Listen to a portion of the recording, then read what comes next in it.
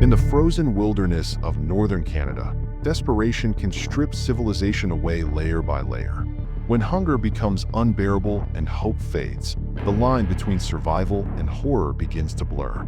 In the early 1800s, one British expedition pushed too far into an unforgiving land, where men starved, turned on each other, and crossed a boundary few ever returned from. This is not a tale of triumph, but of endurance paid for with human lives.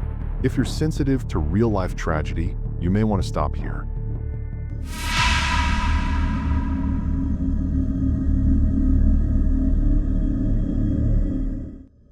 In the early 19th century, Britain emerged from the Napoleonic Wars with the most powerful navy in the world and no clear enemy to fight. Rather than allow its fleet to sit idle, the Admiralty turned its attention toward exploration, hoping to expand influence, knowledge, and trade. One ambition stood above all others: discovering the Northwest Passage, a rumored Arctic Sea route connecting the Atlantic to the Pacific. Sir John Barrow, a senior official at the Admiralty, became the driving force behind renewed Arctic exploration. Reports from whalers suggested that northern waters might link distant oceans, fueling Barrow's belief that Britain could claim a strategic shortcut to Asia. Though earlier expeditions had failed, Barrow remained convinced that persistence would eventually unlock the Arctic secrets. In 1819, Barrow authorized two new expeditions. One would travel by ship through Lancaster Sound, while the other would attempt a dangerous overland journey to chart the Arctic coast from the mouth of the Coppermine River. The latter mission was entrusted to a young naval officer named John Franklin, whose calm demeanor and determination impressed his superiors despite his limited experience in extreme conditions. Franklin's orders were broad. He was to map unknown coastline, collect scientific data, observe indigenous cultures, and determine whether the Northwest Passage existed. Unlike the seaborne missions, his expedition would rely heavily on land travel through some of North America's most unforgiving terrain, with minimal funding and limited supplies. Because of budget constraints, Franklin depended on the Hudson's Bay Company and the rival Northwest Company for provisions and transport. Their fierce competition, however, meant cooperation was unreliable. Promised supplies often failed to materialize, forcing Franklin to accept outdated equipment and inadequate food. Metis voyagers were hired as laborers, while Yellowknife indigenous guides were expected to hunt and navigate. Franklin assembled a small leadership group to support the mission. Dr. John Richardson served as second-in-command and naturalist.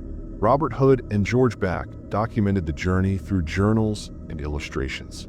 John Hepburn, an experienced sailor, handled practical tasks and morale. Together, they departed England in May 1819, unaware of the suffering ahead. After reaching Canada, the expedition began a brutal 1,700-mile journey inland from York Factory toward Great Slave Lake. Canoes and overland travel drained their strength, and supplies grew scarcer with each passing mile. Promised deliveries failed to arrive, and tensions rose among the men as uncertainty set in. By winter, the group reached Cumberland House, a small trading post offering little protection from the harsh cold. Food shortages worsened, hunting proved unreliable, and journals described temperatures so severe that even mercury froze. Franklin pressed onward, convinced the mission could still succeed. In early 1820, Franklin led a small party to Fort Chipewyan to secure additional support. The journey was punishing. With no tents, they slept buried in snow, enduring relentless cold and exhaustion.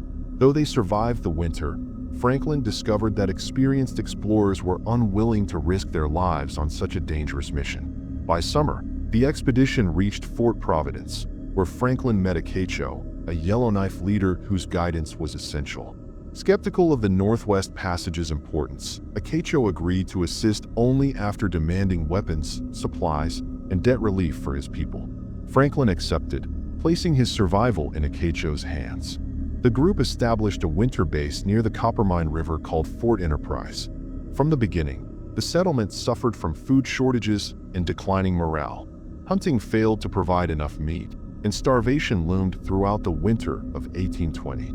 Mutiny nearly erupted as desperation spread, but Franklin maintained order through strict discipline. In the spring of 1821, the expedition resumed its push north toward the Arctic coast.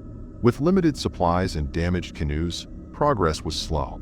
When they reached the Arctic Circle, the coastline offered no relief. Trade with Inuit communities failed, and abandoned camps revealed only scraps of rotting food. Despite worsening conditions, Franklin continued eastward, mapping hundreds of miles of coastline before finally conceding defeat at a point he named Point Tinigan. With winter approaching and equipment destroyed, the expedition turned inland across the desolate barren lands. The return journey became a nightmare. Boots disintegrated, leaving feet bloodied. Hunger forced the men to eat lichens, boiled leather, and decaying carcasses. Morale collapsed as some explorers destroyed equipment in defiance. Rivers froze early, blocking their path and draining what little hope remained. At one impassable river, Franklin estimated safety lay only 40 miles away. A desperate attempt to swim across nearly ended in death. A crude canoe was eventually built, but the delay proved fatal for several men who collapsed from exhaustion. Franklin split the party in a last attempt to survive. George Back and a small group raced ahead for help, while Richardson, Hood, and Hepburn remained behind with a man named Michel. When Back reached Fort Enterprise, he found it abandoned and without supplies, forcing him to press onward again. Meanwhile, Michel's behavior grew disturbing. He returned from unexplained absences with meat, offering inconsistent stories about its source. Suspicion mounted that he was feeding the group human flesh taken from missing explorers. On October 20th, Robert Hood was found shot dead. Michel claimed it was an accident, but fear gripped the camp. 3 days later, Richardson seized an opportunity while Michel was away. When he returned, Richardson shot him, believing it was the only way to survive. Richardson and Hepburn struggled onward, eventually reaching Fort Enterprise, where starvation continued to claim lives. Hope returned only when Acacho's men finally arrived with food in November. Survivors recovered slowly and reached Fort Providence by December, ending the ordeal. Of the original party, many were dead, and others were permanently scarred by what they endured. Back in Britain, Franklin was celebrated as a hero despite private criticism from fur traders who blamed his leadership for unnecessary suffering. His published account became famous, earning him promotion and recognition. Yet beneath the praise lay a darker truth. The Coppermine expedition exposed how ambition, miscalculation, and hunger can drive men beyond moral limits. Franklin would later lead another Arctic mission with greater success, but the lessons of Coppermine lingered. Years later, he vanished forever on his final expedition, cementing his legacy as a symbol of both human endurance and the devastating cost of obsession in the frozen north.